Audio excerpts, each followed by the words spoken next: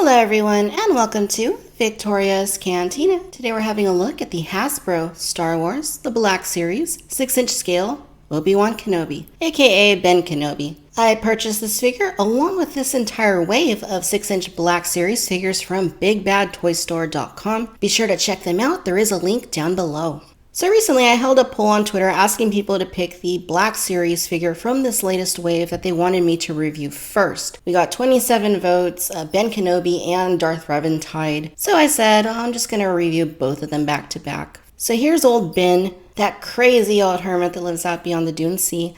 And the packaging looks, as we've seen before, Black Series 6-inch. It works. You can see the figure in there. You got a nice render of Obi-Wan down at the bottom. On the side, we get a bit of a peek in at Obi-Wan's profile. The opposite side tells us that this is number 32 in the series. And at the back, there's that render of Obi-Wan once again, along with a description about him. A legendary Jedi Master, Obi-Wan Kenobi was a noble man and gifted in the ways of the Force. He trained Anakin Skywalker, served as a general in the Republic Army during the Clone Wars, and guided Luke Skywalker as a mentor.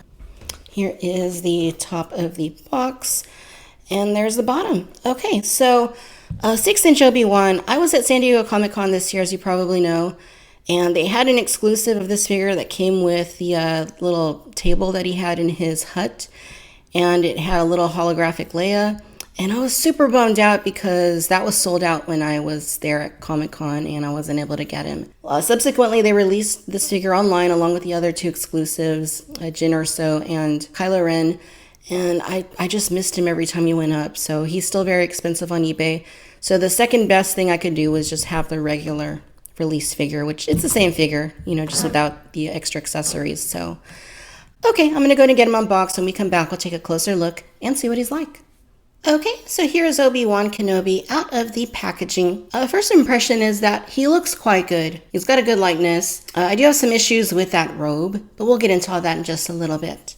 Ever since the 6-inch Black Series figure debuted, people have been counting down the days until we got all the main characters from the original film. So it is really nice to finally have Ben Kenobi in the line. And this figure also has the very first soft goods cloak of any Jedi character in the 6-inch line. So I do assume if you wanted to army build Obi-Wan for whatever reason, you could use his cloak on your other Jedi figures. Here's an up-close and personal look at Obi-Wan, and I think they did a very nice job with the likeness. It certainly seems to me like the sculpt is there. I mean, this really is Sir Alec Guinness, but the paint leaves a little bit to be desired.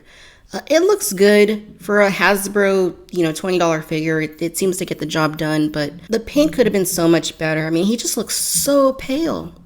And of course, Obi-Wan lived on Tatooine. He lived in the desert, so he did have a little bit of a tan at least. And we're not seeing this here at all. It looks like he's been hiding out on Hoth instead. And what I think it is they just casted the figure in this sort of very pale plastic, and then they painted on the hair, they painted on the eyes, the beard, and so forth. But it doesn't seem like they really did anything after casting the face because it's just so pale. They could have done some extra work to first apply a skin-toned color to his face and then from there added on the hair and everything else. But they didn't do that, and the end result is this very pale Obi-Wan Kenobi. Again, it works. It doesn't look terrible, but it doesn't look quite right either as a result. But looking at the figure, it does look good. I mean, the likeness, again, is very nice. The paint that he has is very cleanly applied. The eyes look great. The beard looks nice. The hair sculpted quite nicely. And they did add a little bit of a wash to the hair to just kind of give it a little bit more of a textured look. And it is sculpted very nicely. I mean, even from the side, you can totally tell this is Alec Guinness. And I really like the hair. I like what they did with that. It seems to be the right color and everything. It's just that skin tone. Even the ears look correct. It's just the skin tone that isn't quite right. The figure I did mention is wearing this cloak, and it seems to be similar sort of material to what we've seen in the 3 3/4 inch line, in same color even. And it's not quite right because you have this hood that's all bunched up here at the back, and you can pull it over his head, of course. So it looks good like that. If there were a way to keep it in place like that.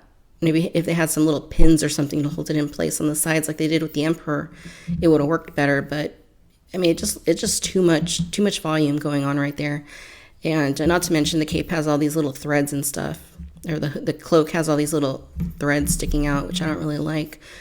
It's a good length though. And it's a great color. Seems like the color is just right, but it's just a little too, it's a little too much. Maybe I think if they would have either pinned the cloak or the hood down, or went with maybe a sculpted hood that you could just pull off, that might have worked a little bit better than what happened here, but at least it works. Okay, I suppose. We'll go ahead and pull that off.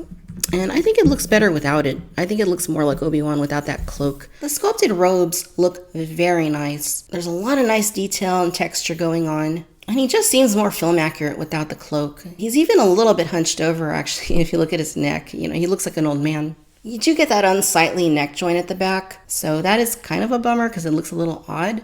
And I guess that's just an incentive to keep that cloak on. I mean, I wish it didn't look like that at the back, but it does enable you to get a lot of movement. And, we'll get into articulation in just a little bit. But again, these robes look fantastic. As far as the color goes, it seems pretty close to me. Maybe it's a little bit darker than it was in the film. I don't know. It seems pretty close. And then he's got the brown undershirt underneath, which is correct. Now, one thing that Hasbro never seems to do is if you watch that scene with Obi-Wan and Luke in Obi-Wan's hut, you can see that he's got like a hole on his here on his robes, and they never add that onto the figures, which I guess is okay. It's just kind of odd.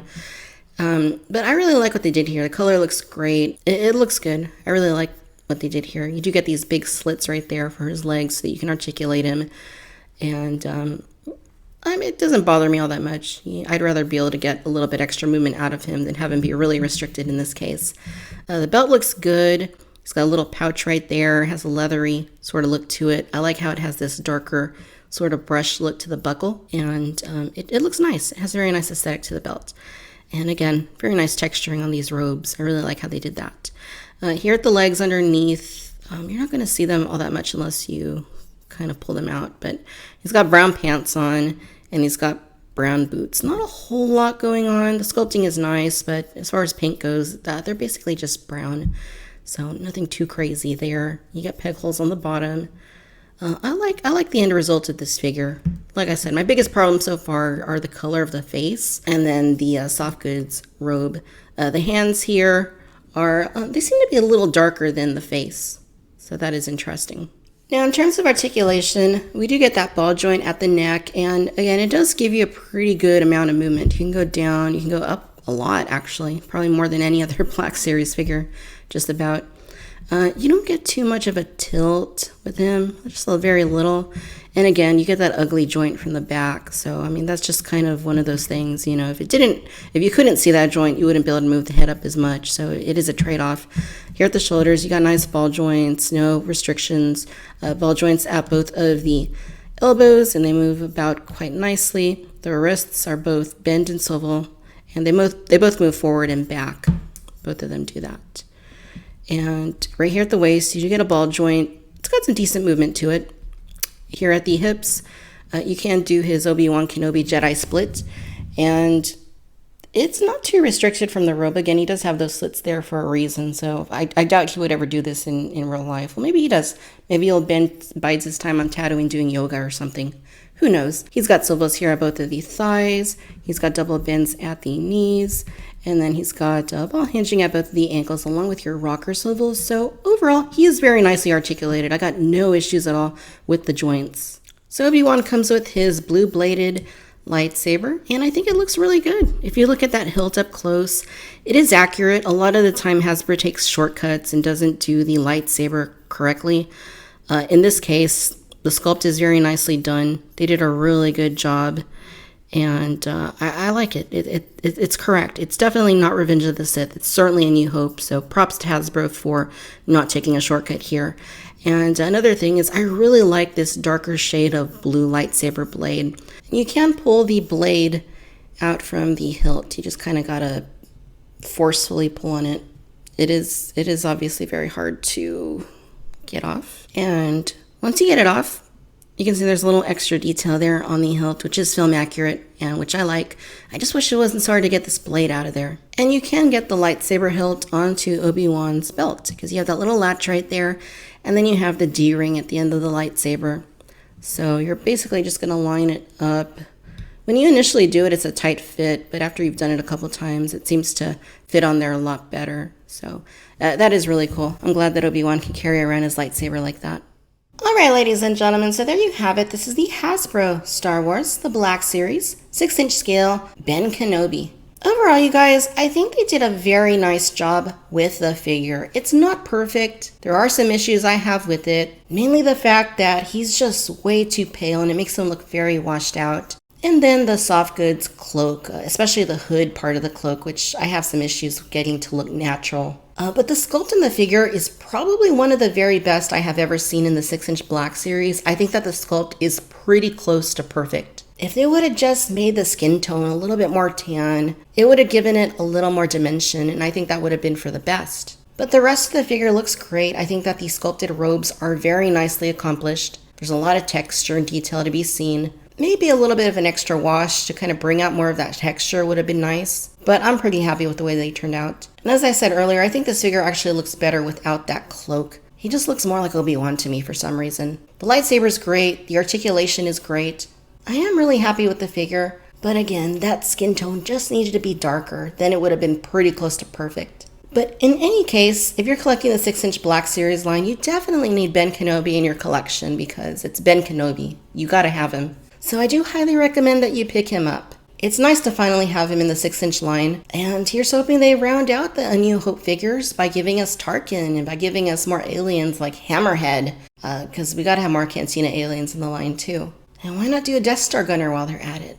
Alright my friends, I hope that you've enjoyed this video. If so, do give us a like, do subscribe, let me know your thoughts down in the comments. Be sure to follow me on Facebook, Instagram, and Twitter where we talk a lot about Star Wars action figures. As always, I'd like to thank you for tuning in to Victoria's Cantina.